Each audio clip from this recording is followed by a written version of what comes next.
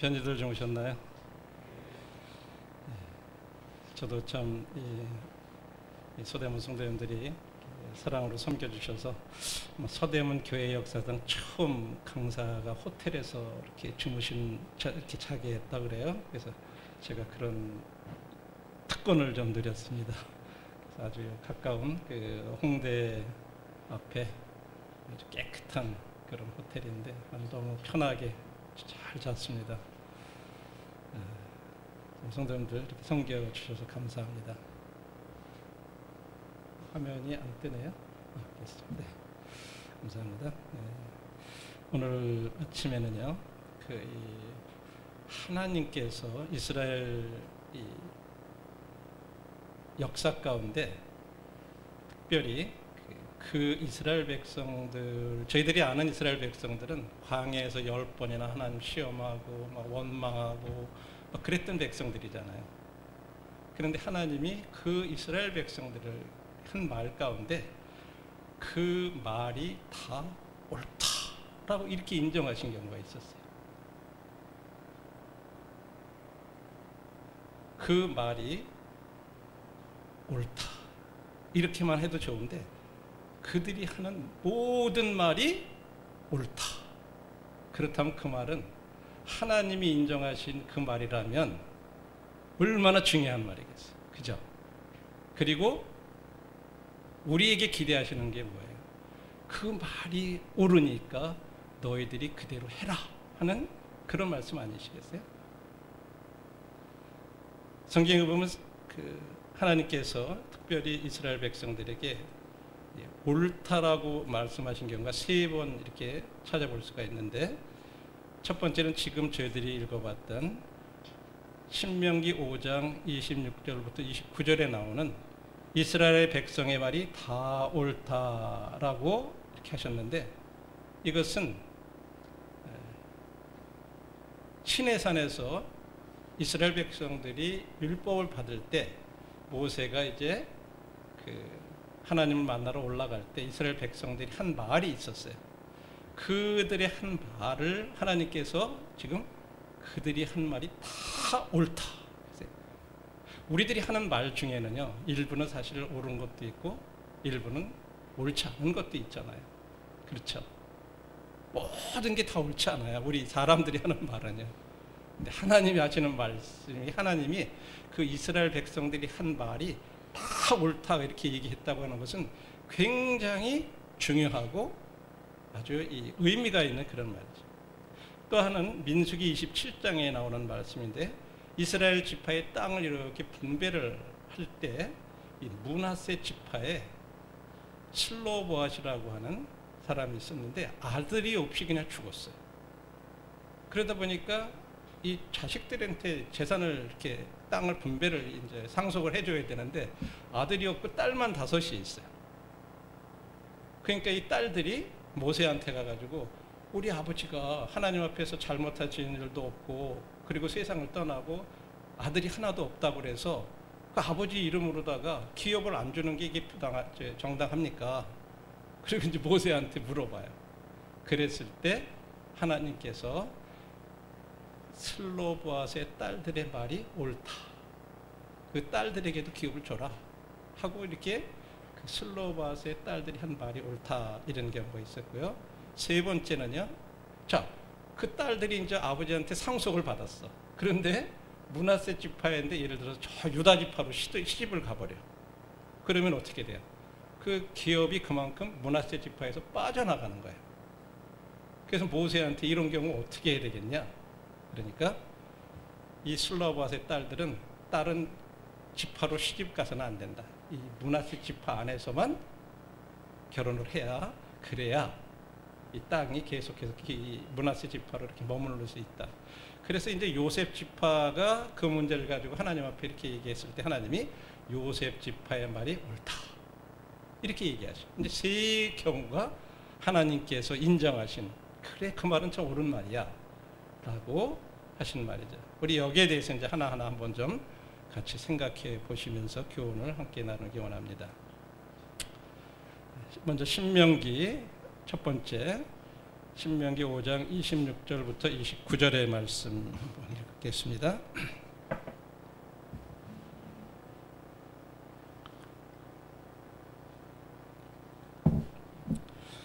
육신을 가진 자로서 우리처럼 살아계시는 하나님의 음성이 불 가운데서 바람을 듣고 생존한 자가 누구니까? 당신은 가까이 나아가서 우리 하나님 여호와께서 하시는 말씀을 다 듣고 우리 하나님 여호와께서 당신에게 이르시는 것을 다 우리에게 전하소서. 우리가 듣고 행하겠나이다 하였느니라. 서두에 말씀드렸듯이 지금 모세가 율법을 이렇게 받으러 올라가는데 이 백성들은 가까이 하나님 앞에 나갈 수가 없어요. 그러니까 우리는 하나님 앞에, 이 살아계신 하나님 앞에 그 하나님의 어떤 말씀을 듣고 생존한 자가 없다. 우리는 하나님을 가슴 뵐 수도 없다. 그러니까 당신이 대신 하나님 앞에 가까이 나가서 하나님이 하시는 말씀 다 듣고 당신에게 이르는 것을 다 우리에게 전하면 우리가 듣고 행하겠다. 이제 이렇게 백성들이 얘기를 했다고 하는 거예요. 여호와께서 너희가 내게 말할 때 너희가 말하는 소리를 들으신지라. 여호와께서 내게 이르시되 이 백성이 내게 말하는 그 말소리를 내가 들은즉 그 말이 다 옳도다. 그래, 내가 그 말을 하나님 앞에 이렇게 말씀을, 너희가 나한테 그런 말을 할 때 너희들이 그 하는 말소리를 하나님이 다 들으셨다. 그러면서 뭐라 그러셨냐? 그들이 한 말이 다 옳다고 그랬다. 그러니까 너희들이 한 말이 다 옳다고 하나님이 그렇게 말씀하셨다. 그러면서 다만 그들이 항상 이 같은 마음을 품어 나를 경외하며 내 명령을 지켜서 그들과 그 자손이 영원히 복받기를 원하노라. 이게 하나님 마음이에요. 그래, 그 백성들이 한 말이 진짜 다 옳은데 그들이 그 말대로 똑같이 그런 마음을 항상 품어서 나를 경외하고 순종해서 그들이 또 그 자손이 영원히 복받기를 원한다. 이게 이제 하나님의 중심이죠. 그냥 그들이 한 말이 옳다 하는 것만 아니라 그들이 그 말을 잘 순종해서 그 마음을 계속 품어서 그렇게 해서 복받기를 원한다. 이렇게 얘기해요. 자, 하나님께서 이스라엘 백성들의 말이 옳다고 하신 적이 몇 번이나 될까요? 이스라엘 역사 가운데. 우리는 성경을 읽어보면요, 대부분 이스라엘 백성들이 하나님 앞에 많이 원망하고 불평하고 그래서 하나님이 책망하고 막 그런 것이 더 많이 기억이 돼요. 그런데 지금 하나님께서 옳다고 하신 말씀들이 몇 번 있다고 하는 거예요. 그러면 하나님이 옳다고 하신 말을 하면 그 말이 얼마나 중요한 말이겠냐 이런 거죠. 그렇지 않겠습니까? 그런데 이 말이요, 너무 기본적인 거고 너무 당연한 것이기 때문에 우리들이요 그것을 중요하게 생각이 안 되는 거예요. 지금 우리가 이런 코로나 시대에 이렇게 살아가면서 여러 가지 우리들의 마음에 힘든 부분들도 있고 서로 이렇게 하는 게 옳은가 저렇게 하는 게 옳은가 뭐 여러 가지 서로 또 성도들 간에도 이렇게 하고 저렇게 하는 것들에 대해서 꼭 그렇게 해야 되느냐, 꼭 뭐 정부에서 하는 거 지켜야 되지 않냐, 뭐 이런 거 저런 것 때문에 막 성도들 간에도 갈등도 있고 어려움도 있고 막 그러더라고요. 근데 진짜 이럴 때 우리들이 중요한 것은 하나님이 이러한 때에 나에게 바라시는 게 뭘까? 뭘 원하실까? 이런 것들을 한번 우리들이 이 말씀을 통해서 같이 교훈을 받기를 원합니다.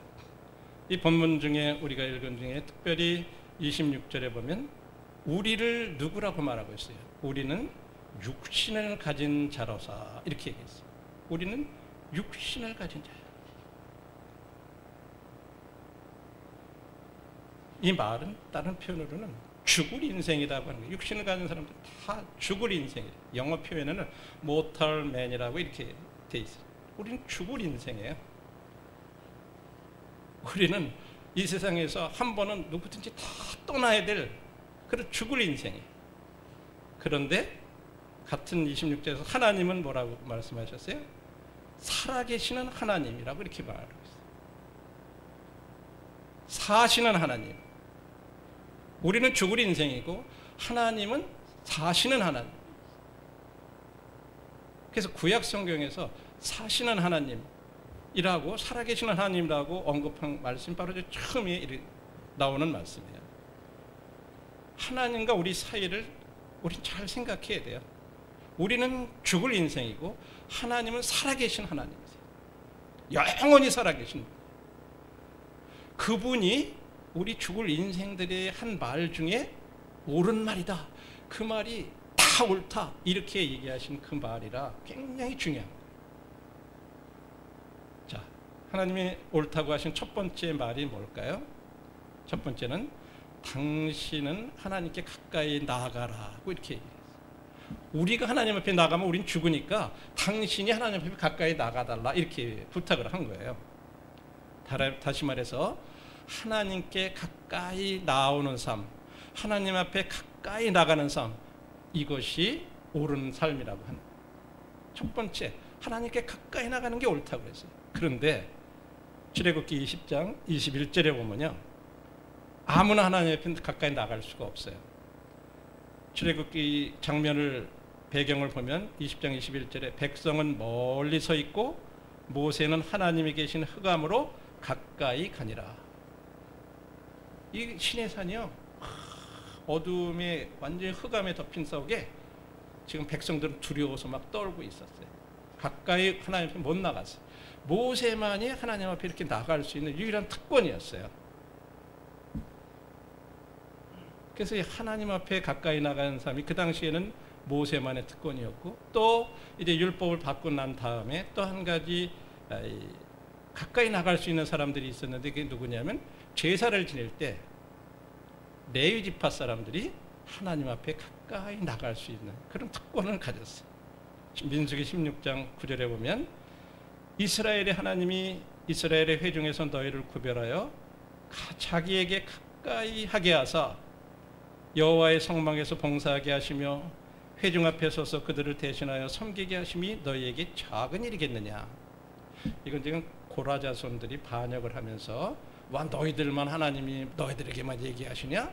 우리에게도 말씀하시지 않냐? 하면서 막 좀 반역을 했을 때 그때 한 말이에요. 야, 하나님께서 너희 레위지파 사람들을 이렇게 가까이 구별해가지고 나와가지고 성막에서 봉사하게 하고 대신해서 그들을 섬기게 하시는 거예요. 너희들이 이게 작은 일인 줄 아느냐? 그런데 너희들이 이렇게 그거 만족하지 못하고 이 모세가 한 어떤 그런 역할을 너희들이 하려고 그러냐? 이렇게 책망하신 말씀이에요. 그래서 레위 지파들에게도 하나님 앞에 가까이 나올 수 있는 그런 특권을 주셨어요.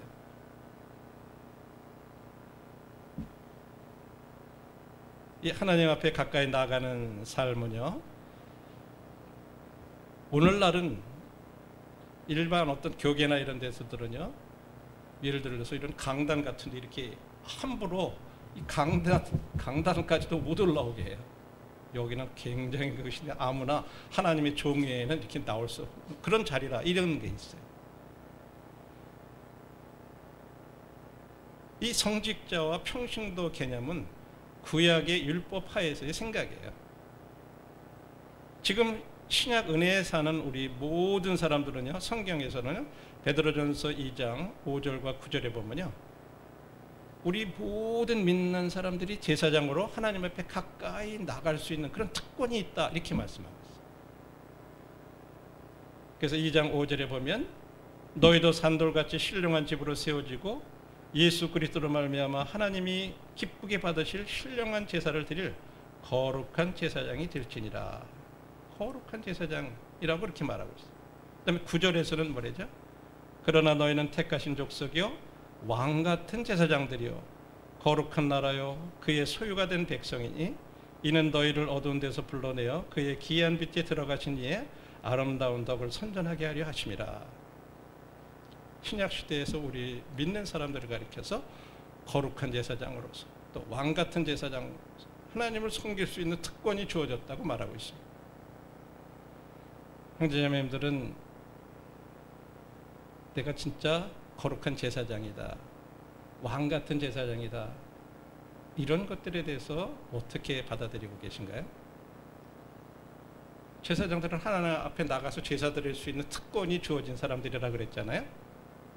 또 하나님의 말씀을 백성들에게 가리키는 그런 특권이 제사장들에게 있었어요. 그런데 오늘날 우리는 이런 은혜 가운데, 신약 가운데 살면서도 여전히 우리들의 생각은요, 구약의 율법하에 그 제사장이라고 하는 성직자와 평신도라는 개념이 우리들이 사로잡고 있어요. 예를 들어볼까요? 우리 자매님들 제사장이라고 생각하세요? 스스로? 우리는 예배 시간에 형제님들이 당연히 물론 공적으로 감사드리고 그러니까 형제님들이 제사장이라고 이렇게 생각하는 어떤 그런 나는 예배 시간에 내가 할 일이 있는 게 아니다라고 생각하기 쉬워요. 성경은 그렇게 얘기하잖아요. 우리 자매님들도 제사장으로서 예배 시간에 나오는 거예요, 주님 앞에. 그럼 어떻게 준비해요? 자매님들도 주님 앞에 드리고 싶은 찬양이라든지 이런 게 있으면요, 그런 거 준비해서, 예를 들어서 내가 공적으로 몇 장 찬양합시다 그렇게 못 하시더라도 형제님한테, 형제님 나 참 이 찬송이 내 마음 가운데 오늘 주님 앞에 드리고 싶은데 좀 택해 주세요, 이렇게 하실 수도 있어요. 또 주님 앞에 진짜 감사한 어떤 마음이 있으면 기도문을 적어서 형제님들한테 부탁할 수도 있어요. 형제님 진짜 이런 기도를 내가 주님 앞에 오늘 감사를 드리고 싶어요, 그렇게 드리실 수도 있어요. 주일학생들 중에, 중학생 중에 예를 들어서 구원받은 그런 형제자매들, 침례받은 형제자매들이 있다. 그들은 예배 못 드리나요? 드릴 수 있는 거예요. 왜? 제사장이기 때문에. 근데 우리는 이거는 모임에 장로 형제님들만 감사에 참석할 수 있는 거, 나는 그냥 가가지고 거기서 아멘 하면 되는 거, 그게 아니에요. 우리는 그 이상 하나님 앞에 예배드리고 우리가 제사장으로서 나올 수 있는 거예요. 이 왕 같은 제사장은 우리들이 복음을 전하는 것과 관련되어 있어요. 이건 뭐 특별한 전도자들만이 하는 게 아니라고 하는 거죠. 아름다운 덕을 선전하는 그런 일이에요. 이것은 우리 모두가 할 수 있는 일이에요. 주일학생들도 할 수 있는 거예요. 우리 그런 마음으로 하나님 앞에 가까이 나가는 삶, 하나님을 가까이 하는 삶, 이게 하나님께서 첫 번째로 이게 옳다고 인정하신 거구나, 이걸 생각할 필요가 있습니다. 그래서 우리들이 이제 성도들에게 주어지신 이런 특권 그리고 책임이 뭔가, 이런 것을 이제 우리는 한번 생각해 봐야 됩니다. 에베소서 2장 13절에 보면 이제는 전에 멀리 있던 너희가 그리스도 예수 안에서 그리스도의 피로 가까워졌느니라. 이제는요, 우리가 하나님께 가까워졌다고 얘기해요. 특별히 이 에베소 교회에 편지를 쓸 때 이것은 이방인들이었어요. 이방인들인 너희들도 이제는 예수님의 피로 그리스도 안에서 너희들도 이제는 하나님께 가까워졌다. 그래서 야고보는 이렇게 얘기를 했어요. 하나님을 가까이 해라. 그리하면 너희를 가까이 하시리라. 이건 또 믿는 사람들이 특권인과 동시에 책임이에요. 하나님께 가까이 나가는 건요, 해도 좋고 안 해도 좋고 그게 아니라고 하는 거죠. 가까이 해라. 명령이에요. 어떻게 보면 특권인과 동시에 우리들에게 주신 명령이죠. 그래서 저희들이 아무리 상황이 지금 어렵고 힘들고 그래도 할지라도 하나님 앞에 가까이 나가는 건 누구든지 할 수 있잖아요. 그렇죠? 어렵지 않잖아요. 그런데 너무 당연한 일이고 기본적인 건데 우리들은 그것을 하나님께서 옳게 여기시는, 중요하다고 여기시는 것으로 여기지 않는 것이 문제라고 합니다. 우리 모두 다 알잖아요. 주님 가까이 하자, 우리 가까이 하셔야 돼요. 우리 늘 듣는 얘기잖아요. 우리들이 아침 시간에 주님 앞에 시간을 내서 가까이 나가는 그런 시간들, 우리는 물론 큐티 시간이라고 보통 부르고 경건의 시간이라고 부르잖아요. 그 시간에 우리들이 얼마나 매일같이, 꼭 물론 아침이 아니더라도 진짜 하루 중에 나에게 허락하신 그런 환경 중에 하나님 앞에 가까이 나가는 시간을 내가 얼마나 갖고 있나, 이런 거 굉장히 중요한데요. 그렇게 우리들의 삶 속에서 실제적으로 그렇게 살아가지 못하는 거예요. 이런 부분들을 한번 하나님이 옳다고 하신 첫 번째 삶이 하나님께 가까이 나가는 삶이구나. 내가 매일같이 주님 앞에 따를 시간을 내서라도 조금씩이라도 시간이라도 짧은 시간이라도 주님 앞에 나가서 이렇게 말씀을 듣는 그런 어떤 삶들 후에 뒤에서 다시 한번 말씀을 드리겠습니다. 그다음에 두 번째 옳다고 하신 말씀이 뭘까요? 당신이 첫 번째 가까이 나가는 거 말씀하고 그다음에 우리 하나님 여호와의 하시는 말씀을 다 듣고 하나님 말씀을 듣는 삶. 가까이 나가는 것뿐만 아니라 그 다음에 가까이 나가서 듣는 삶. 하나님께서 하시는 하나님이 하시는 말씀을 들어야 되고 여기 보니까 다 듣고 그래서 모든 말씀을 들어야 된다. 우리는 때로 말씀을 들을 때 취사 선택이라는 거래요. 나한테 좋은 것은 받아들이고 나한테 뭐 마음에 좀 걸리고 그러면 그냥 그런 거 조금 제껴놓고 그렇게 해서는 안 된다고 하는 거예요. 내게 좋든 좋지 않든 모두 들어야 된다. 이제 하나님께서는요 히브리서 1장 1절 2절에 뭐라고 말씀하냐면 옛적에는 하나님이 선지자들을 통해서 여러 부분과 여러 모양으로 우리 조상들에게 말씀하셨던 그 하나님이 이 모든 날 마지막에는 아들을 통하여 우리에게 말씀하셨으니 이 아들을 만유의 상속자로 세우시고 또 그로 말미암아 모든 세계를 지으셨느니라. 지금은 옛날에는 선지자들을 통해서 이렇게 백성들에게 얘기를 했지만 지금은 하나님께서 그 아들을 통해서 우리에게 말씀하셨다. 그래서 우리는 지금 아들로 우리에게 말씀하시는 그 말씀을 들어야 된다고 하는 거죠. 또 하나님께서 기대하시는 것이 마태복음 17장 5절에 보면 우리가 잘 아는 대로 변화산상에 이렇게 올라갔을 때 하신 말씀이 말할 때 호련히 빛난 구름이 그들을 덮으며 구름 속에서 소리가 나서 이르되 이는 내 사랑하는 아들이요 내 기뻐하는 자니 너희는 그의 말을 들으라. 하나님은 지금 우리들이 그의 아들을 통해서 말씀하시면서 그 아들의 말을 듣기를 원하신다고 하는 거죠. 그런데 이 말세에 나타날 징조 가운데 하나는 어떤 거냐면요. 디모데후서 4장 3절에 보면 때가 이르리니 사람이 바른 교훈을 받지 아니하며 귀가 가려워서 자기 사욕을 따를 스승을 많이 두고 자, 귀가 가려워서 이 간질간질하다는 말이죠. 그렇죠? 가리다라는 말이 아니라 간지러워서라는 그런 자기의 사욕을 따를 스승을 많이 둔다. 이 말을 현대인의 성경에서는 어떻게 표현하냐면 자기들의 귀를 즐겁게 하는 교사들의 말을 들으려고 그들에게 모여들 때가 올 것이다. 이 말세의 특징 중에 하나는요. 자기 듣고 싶은 것만 듣기를 원한다는 거예요. 거스리는 건 안 듣는 거예요. 그럴 때가 올 것이다. 그래서 특별히 아들이 하는 말을 들으라고 말씀하고 있어요. 지금은요. 홍수 시대예요. 정보. 여러분들이 유튜브라든지 인터넷이라는 데 들어보면요. 진짜 많은 뭐 성경에 관한 거 뭐 뿐만 아니라 모든 것들이 다 들려요.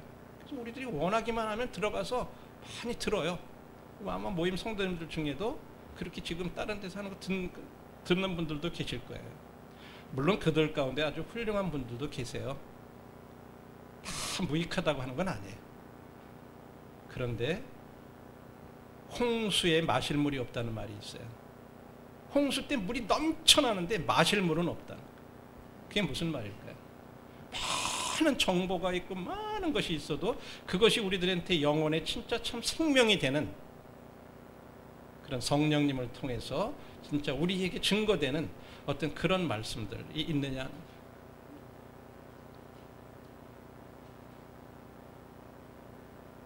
그래서 이제 이러한 때가 오기 때문에 이 말세에 특별히 하나님께서는 우리들에게 하나님의 아들, 자기 아들을 통해서 하신 말씀을 우리들이 듣기를 원하세요. 그래서 성경을 읽으실 때 특별히 우리들이 마음 가운데 특별히 복음서 같은 걸 읽으실 때 주님이 직접 하신 말씀들에 대해서 굉장히 한번 주의를 기울여서 한번 생각해 보시는 것도 참 좋습니다. 하나님께서 아들을 통해서 우리에게 말씀하시고자 하는 것들이 무엇이었나? 그리고 매일 아침 우리들이 말씀을 통해서 하나님께서 나에게 하시는 그런 말씀들을 이렇게 듣는 것, 이게 굉장히 중요합니다. 그 다음에 세 번째 옳다고 하신 말씀은 우리 하나님이 당신에게 이르시는 것을 우리에게 전하소서. 자, 당신이 듣는 거, 그 다음에 우리들에게 전해주는 거. 그래서 전하는 삶. 그래서 하나님이 이르시는 것을 전해줘야 돼요. 그냥 내 마음에 생각나는 대로 아, 이건 뭐 이렇게 좋은 게 좋고 좋은 거 좋고 이런 거 같아, 이렇게 얘기하는 게 아니라 하나님이 이르시는 것을 전해야 되고 내 생각을 전해서는 안 된다는 거예요. 그랬을 때 네 번째 백성들이 그러면 우리가 듣고 행하겠나이다.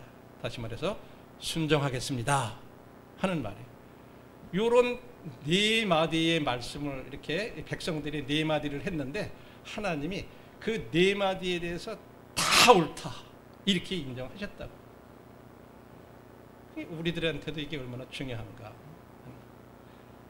여기 순종하는 것의 중요성에 대해서는요, 주님께서 마태복음 7장 24절로부터 27절의 말씀에 보면 산상수훈에 대해서 5장, 6장, 7장에서 이렇게 쭉 얘기를 하세요.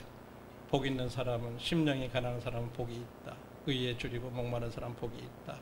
마음이 온유한 자는 복이 있나니 땅을 유업으로 받을 것이, 이런 것 쭉 얘기하고 6장에서 기도할 때 은밀한 가운데서 기도하는 거, 금식할 때도 사람에게 보이지 않게 하려고 하는 거, 그다음 7장에 넘어가가지고 사람을 판단하지 말라는 것, 들보가 들었으면서 다른 사람이 뭐 티를 빼려고 그러냐, 뭐 이런 교훈을 쭉 하셔요. 그리고 나서 맨 마지막에 7장 24절로부터 27절에 그러므로 이렇게 얘기해요. 누구든지 나의 이 말을 듣고, 내가 지금까지 5장, 6장, 7장에서 쭉 다 얘기를 했다. 너희들이 이 말을 다 듣고 행하는 자는 그 집을 반석 위에 지은 사람과 같으니 비가 내리고 청수가 나고 바람이 불어 그 집에 부딪히되 무너지지 아니하나니 이는 기초를 반석 위에 놓은 까닭이요. 나의 이 말을 듣고 행하지 아니하는 자는 그 집을 모래 위에 지은 어리석은 사람 같으리니 비가 내리고 창수가 나고 바람이 불어 그 집에 부딪히며 무너져 그 무너짐이 심하니라. 여기 지금 주님이 순종에 대해서 순종이 얼마나 중요한가 하는 것을 비유를 들어서 지금 얘기하고 있어요. 마치 이 순종하는 것은 원하시는 거래를 선택하여 주십시오.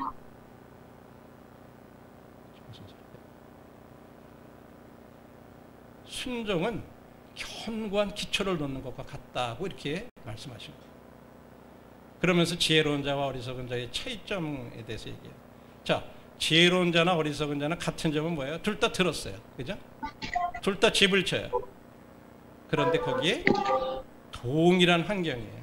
비나 바람, 이것은요, 어리석은 자나 지혜로운 자나 똑같이 그들에게 임했어요. 우리는 때로 그렇게, 내가 하나님의 자녀이기 때문에 나한테는 비바람이 안 불어야 된다고 우리는 생각하는 거예요. 나한테는 어려움이 없어야 된다고 생각하는 거예요. 내가 왜 하나님 믿는데 나한테 이런 어려움들이 있지? 뭐 내 믿음이 뭔가 잘못돼서 그런가? 내가 믿음이 연약해서 그런가? 우리는 때로 그렇게 생각하기 쉬워요. 근데 성경은 그렇게 안 해요. 지혜로운 자나 어리석은 자나 비바람이 똑같이 몰아친다 그랬어요. 그런데 차이는 뭐예요? 다른 점은요, 기초 위에 집을 세우고 있느냐 하는 것과 그 비바람이 불고 났을 때 그 결과가 어떻게 나타나느냐. 하나는요, 한 사람은 기초를 반석에다 넣고 한 사람은 모래 위에 놨다.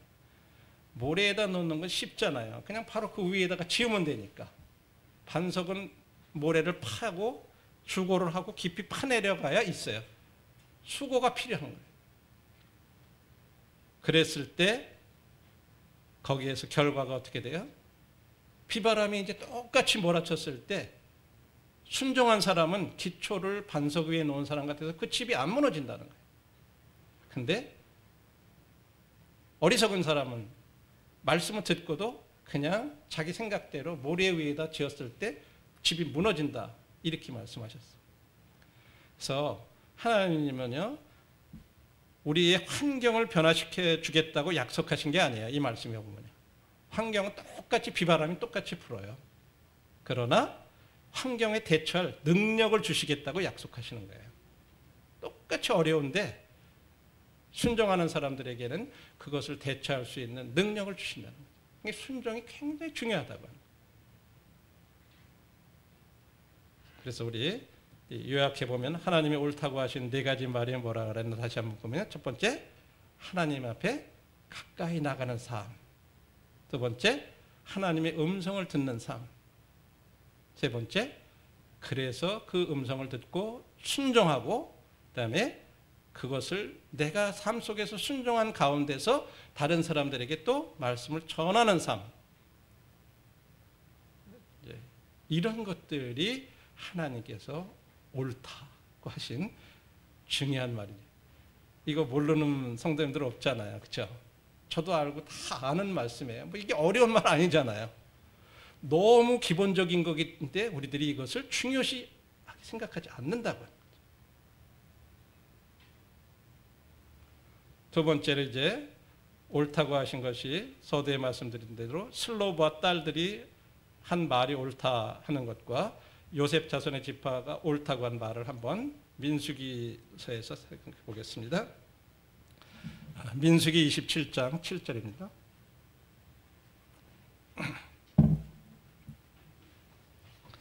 슬로바 딸들의 말이 옳으니 너는 반드시 그들의 아비 형제 중에서 그들에게 기업을 주어 얻게 하되 그 아비의 기업으로 그들에게 돌릴지니라. 슬로바시라고 하는 사람이 누구냐 하는 것을 알아보려면 이제 27장 1절 이렇게 알아보면 므낫세의 아들 마길의 아들 길르앗, 길르앗의 아들 헤벨, 헤벨의 아들 슬로바앗. 그래서 쭉 족보를 찾아가면 슬로바앗은 이 므낫세, 요셉의 아들 므낫세 가족에 속했던 그런 사람이었어요. 그런데 아들이 없이 그냥 죽고 딸들만 5명이에요. 근데 성경에는요, 이 딸들의 이름이 5명이 다 기록되어 있어요. 말라, 노아, 호글라, 밀가, 다르사. 이 성경에 영원히 기록된 그런 이름의 여인들이에요. 왜 여자들의 이름까지 이렇게 오랫동안 기록을 해, 영원한 하나님 말씀 가운데 기록되어 있을까? 3절 4절에 보면 이 슬로바 딸들이 한 요청이 있어요. 27장 3절 4절. 우리 아버지가 광야에서 죽었으나 여호와를 거스려 모인 고라 무리에 들지 아니하고 자기 죄에 죽었고 아들이 없나이다. 어찌하여 아들이 없다고 우리 아버지의 이름이 그 가족 중에서 삭제되리이까? 우리 아버지의 이름이 그 가족, 우리 아버지의 형제 중에서 우리에게 기업을 주소서 하매. 이 딸들이, 슬로바스의 딸들이 그 기업을 요청한 이유를 성경은 얘기해 주고 있는데 뭐냐면, 우리 아버지의 이름이 어떻게 우리 가족 중에서 그냥 없애져야 되겠습니까? 그래서 이 딸들은요, 그냥 유산만 받으려는 어떤 그런 이기적인 그런 마음이 아니라 슬로보앗이라고 하는 그 아버지의 이름, 그것이 사라지는 것에 대해서 너무 안타까운 거예요. 그래서 기업을 요청한 거예요. 우리들 오늘날 부모들한테 유산, 재산 상속받고 그럴 때 진짜 부모들을 생각해가지고 하는 어떤 그런 경우가 있나요? 아니면 우리들이 그냥 더 많이 받아보려고 그러고 어떻게든지 챙겨보려고 그래. 형제들 간에도 막 싸움하고 막 그러잖아요. 근데 이 딸들은 그런 게 아니에요. 태도가. 아버지의 이름이 그냥 영원히 잊혀지는 것이 안타까운 거예요.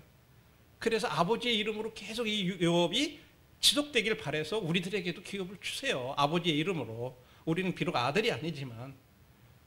그러니까 모세가 그 얘기를 들으면서 이거 성경에서 자기한테 하나님께서 그런 경우 어떻게 하라고 말씀하신 경우가 없었어요. 그래서 모세가 어떻게 했냐면 5절 6절에 보면 모세는 그 문제를 가지고 하나님 앞에 나가가지고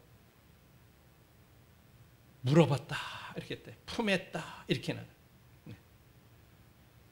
모세가 그 사연을 하나님 앞에 물어온 거예요. 가지고 나갔다는 거예요. 왜? 그런 지시를 받은 일이 없었기 때문에. 그때 그 문제에 대해서 하나님께서 모세에게 뭐라고 말씀하셨냐면 이제 7절에 그래 맞아. 슬로밧의 딸들이 말이 맞아 라고 답을 해주셨다고. 너는 반드시 그들의 아비의 형제 중에서 그들에게 기업을 주어 얻게 하되 그 아비의 기업으로 그들에게 돌리치라. 이렇게 해서요. 이스라엘 백성들 가운데 기업에 대한 새로운 법이 시작이 됐어요. 8절에 보면 아들이 없으면 딸한테 기업을 줘라. 두 번째로 딸도 없으면 그 형제에게 기업을 주라. 그 다음에 10절에는요. 또 형제간도 없어. 그러면 그 아비의 형제, 다시 말해 사촌에게 그 기업을 줘라. 또 사촌도 없어. 그러면 가장 가까운 친척에게 기업을 줘라. 이런 법이 생겨났어요. 그래서 여러분들이 룻기서 같은 데 보면 보아스와 이런 내용들, 룻에 대한 얘기를 볼 때 기업 물을 자라는 말이 나오잖아요. 거기에서 그런 것들이 이런 법에서 나온 거예요. 가장 가까운 친척이 보아스예요. 그래서 그에게 기업이 넘어갔던 거예요. 이게 어디서부터 출발됐냐? 바로 슬로밧의 딸들 때문에 이런 것들이 제도가 생겨난 거예요. 그러니까 이스라엘 백성들에게 있어서 굉장히 역사상으로도 중요한 거예요. 자, 그 다음에 이제 36장으로 넘어가서 보면 1절로부터 4절에 이런 말씀이 있어요.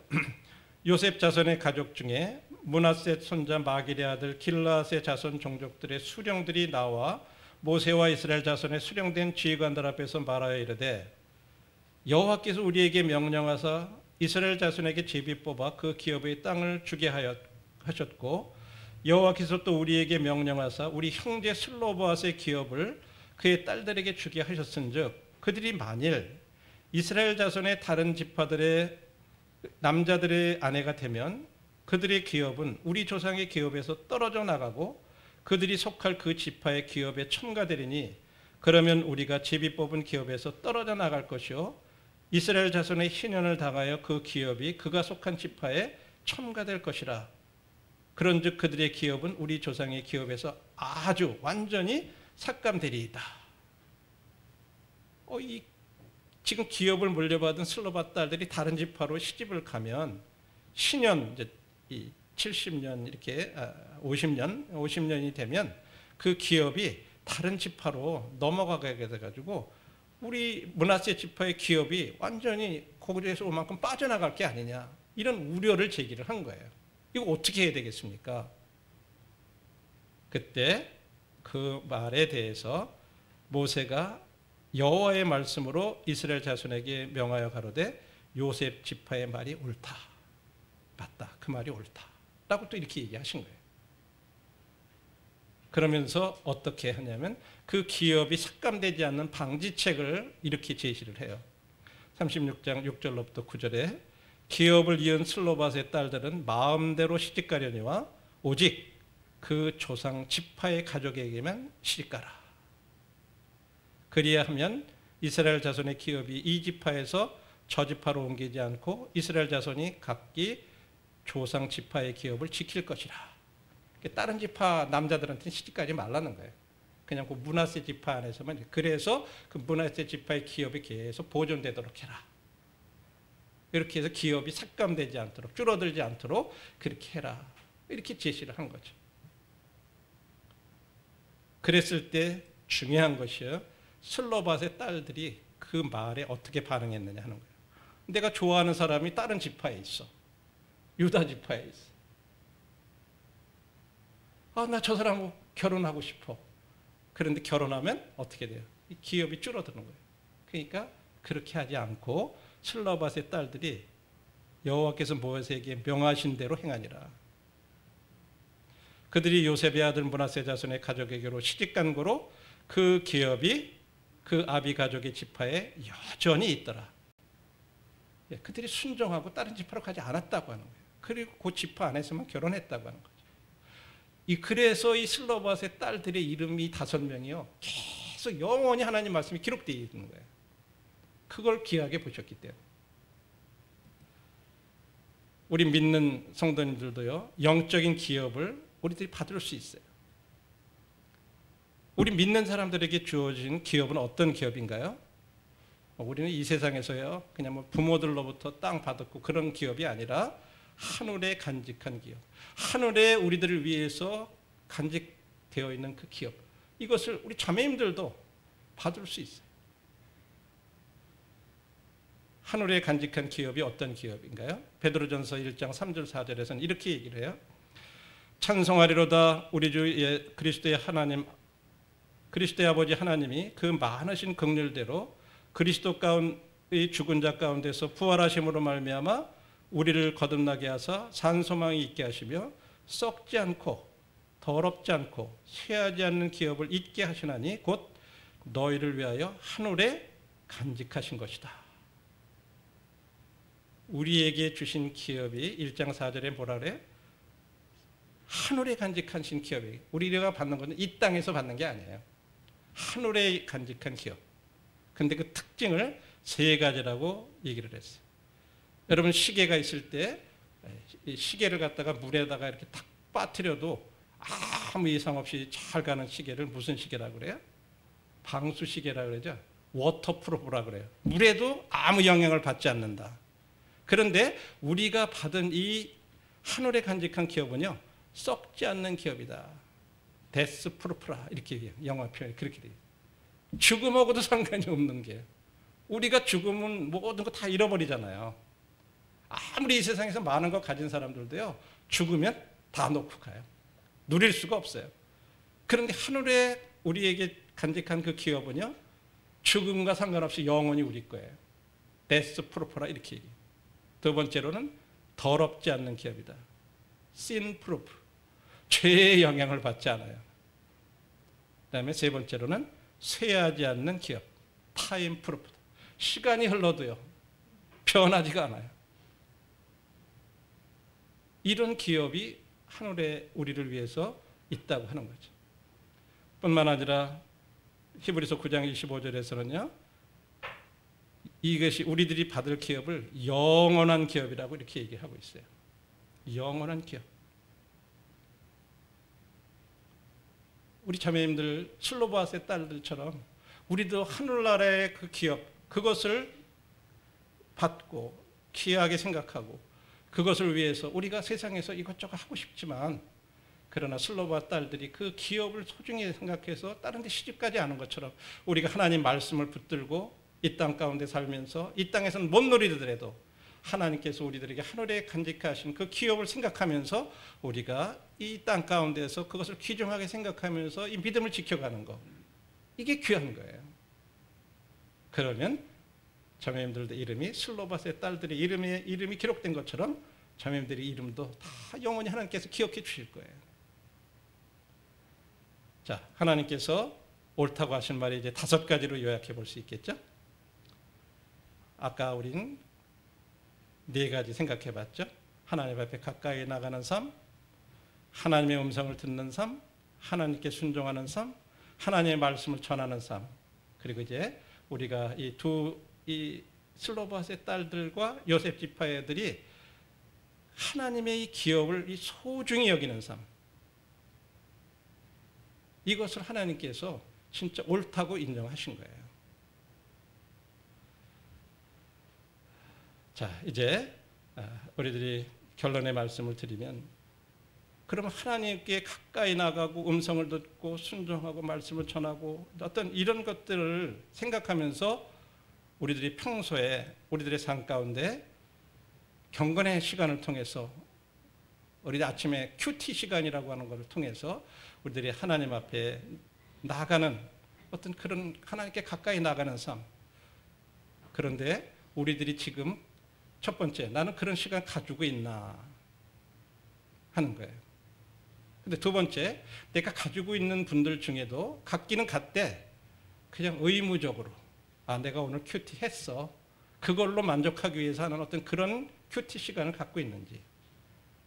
이거 안 갖는 것보다는 100번 낫지만 아예 안 갖고 그냥 그렇게 살아가는 것보다는 낫죠.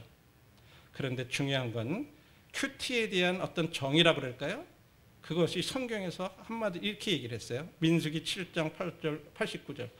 기억하기도 좋아요. 7, 8, 9. 그죠? 민수기 7장 89절. 뭐라고 얘기했죠? 모세가 회막에 들어가서 여호와께 말하려 할 때 증거궤 위, 속죄소 위 두 그룹 사이에서 자기에게 말씀하시는 목소리를 들었나니 여호와께서 그에게 말씀하셨더라. 모세가 회막에 들어가서 하나님 앞에 말하려 할 때 이건 기도하는 그렇죠. 아래는 거예요. 어떤 사정을 백성들의 상황이라든지 이걸 어떻게 했으면 좋겠습니까 하고 하나님 앞에 아래에 들어갔을 때 그때 하나님께서 두 그룹 사이에서 자기에게 말씀하시는 목소리를 들었다. 저는 개인적으로 이 큐티에 대한 그 교훈을 받을 때 나에게 하시는 말씀으로 듣는 거 이게 중요한 거예요. 그 시간에 막 들으면서 아, 이 말씀은 누가 좀 들었으면 좋겠는데 이 말씀은 누가 좀 했으면 좋겠는데 우리는 때로 그럴 때가 있어요. 또 말씀을 전하면서도 그럴 수도 있어요. 아, 이건 누가 좀 들으면 딱 좋은 말인데 나한테 하는 말로 듣지 않고 그런 것처럼 큐티 시간도 마찬가지. 나에게 하시는 목소리, 나에게 말씀하시는 말씀으로 받는 거.